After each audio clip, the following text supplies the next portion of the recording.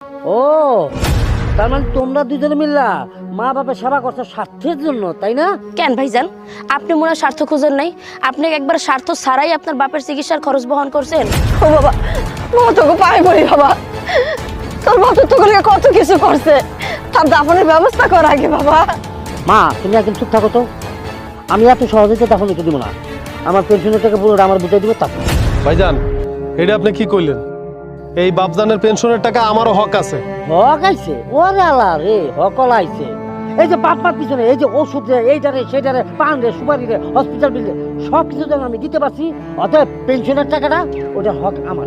ভাইজান আপনি তো শুধু বাপের ওষুধ কিনা দিছেন, আর আমি কি করছি? আমি মা বাপেরে সব খাওয়াইছি দাওয়াইছি সব কিছু করছি।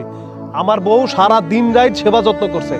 এই টাকার অর্ধেক অর্ধেক হক আমারও আছে, বুঝছেন? ও তার মানে তোমরা দুজনে মিল্লা মা বাবার সেবা করছো স্বার্থের জন্য, তাই না? কেন ভাইজান, আপনি মনে হয় স্বার্থ খুঁজেন নাই? আপনি একবার স্বার্থ ছাড়াই আপনার বাপের চিকিৎসার খরচ বহন করছেন। হ্যাঁ? আর আপনার কথা তো বাদই দেন, ওই যে এত কষ্ট করে আপনার বাপের সারাটা জীবন খাওয়াইছে, আপনার মারে খাওয়াইছে, এগুলো ভুলা গেছেন? হ্যাঁ, আমি যে আমার পড়াশোনা বাদ দিয়া দিনের পর দিন আপনার বাপের সেবা করছি, এগুলোর কোনো দাম নাই, তাই না? শোনেন, আমাগুলোকে বেশি বাড়াবাড়ি করবেন না। আমি কিন্তু শিক্ষিত মাইয়া, এই ভাগাভাগির ব্যাপারে আমি আপনার থেকে বেশি ওস্তাদ। দেখ তোর বউরে কথা কইতে না কর কিন্তু। ভাইজান আপনি আমার বউরে এমন করে কথা কইতে পারেন না। কি আমার দাঁড়িয়ে কথা কস? কি আপনি আমাকে হাত দিলেন? দাঁড়া। কি করবি তুই? ওই তুই কি করবি? এই কি করতেছিস তোরা? তোর বাপটা মরে গেছে, তোর বাপের লাশ সামনে রেখে তোরা দুই ভাইতে মারামারি করো। মামা আপনি এই জায়গায় নাক গলায়েন না, আপনি একদম চুপ থাকেন। ইয়াদব, তোর বাপ তো মরে গেছে, পেনশনের টাকা কি তোর বাপ নিয়ে গেছে? আছে না? বাপের দাফনটাকে শেষ কর, তারপরে তার পেনশনের টাকা নিয়ে ভাগাভাগি করিস।